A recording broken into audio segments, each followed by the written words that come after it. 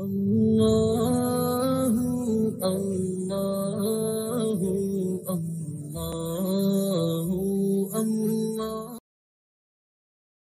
Let me give you a case study, Darwinian mechanism, because for some reason, and I don't really get this, for some reason Muslims, even Christians, our beloved brothers and sisters in the Christian tradition and other religions and people who believe in God, and even people who are just in the middle, right? And people on the fence, they're skeptics, they don't know what's going on. They think Darwinism is a problem for religious discourse. It's not. I just don't get it. It's I've been seeing in the sidelines for the past few years thinking, what's the problem? How is there a problem?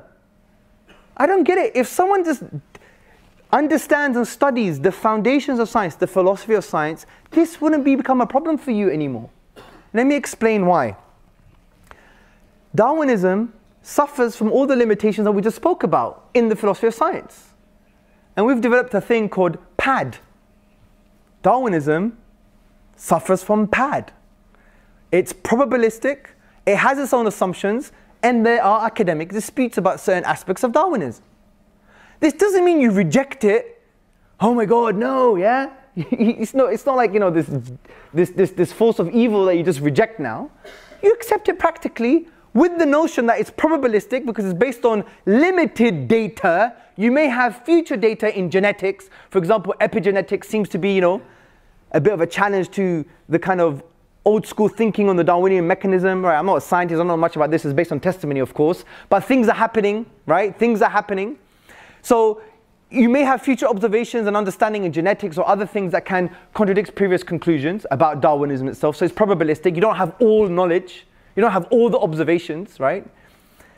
Secondly, Darwinism is based on assumptions, and these assumptions include gradualism, the tree of life, and there are many other assumptions.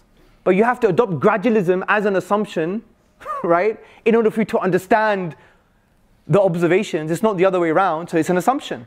And this is why Dennis Noble, the Oxford University biologist, he said all the central assumptions of neo-Darwinism have been disproven.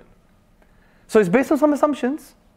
And also it has disputes. For example, you have disputes like evolution by natural genetic engineering, neo-Lamarckian evolution, mutation-driven evolution. Now, look, I'm going to be very honest with you. I don't have an academic understanding on these, right? And I don't have to adopt them. I'm not saying they're right. But they exist. Disputes exist on the academic level. Assumptions are there. Study the philosophy of biology. Study the assumptions of the Darwinian mechanism. They are unproven assumptions. And it's probabilistic, meaning you don't have all observations, it may change. So how on earth is it a problem? For Muslims at least, how is it a problem? It's only a problem if you've committed an epistemic disqualification. If you believe human limited knowledge is equivalent to divine knowledge. And that has happened only because we have an inferiority complex and because we don't know who our creator is. Because if we believe in God's names and attributes, He's Al-Hakim, He is the wise. He has the totality of wisdom. He's Al-Alim, He's the knowing, He has the totality of knowledge. If you believe He's the wise and all the knowing and He has the picture, we just have a pixel, this would never have been a problem. And we'll just continue the science and love to do science and accept it practically. You know, you could study the Darwinian mechanism as a Muslim and learn how to deal with antibiotics and learn about bacteria and save the world. And like many Muslims do, because the Quran gives us a spiritual driving principle, value, which says if you save one life, it's like saving the whole of humanity. There you go. What are you going to do? Start walking out of your Darwinism lectures? Come on, man. Do you see my point? It's not a problem. And if it's irreconcilable with orthodoxy, then so be it. Science is beautiful, it's supposed to change.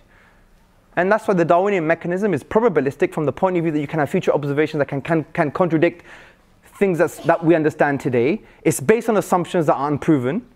And there are academic disputes about certain key things of science. Like, is it the tree of life? Is it the bush of life? You know? But it's true, actually that exists. The bush of life idea exists. So there you go. So I don't see how it's a problem. So as a Muslim, you could walk into your biology class and you could listen to the lecturer and you could be empowered by the fact that you understand now what you call in Arabic the usul of science. The foundations, the framework, the principles of the philosophy of science.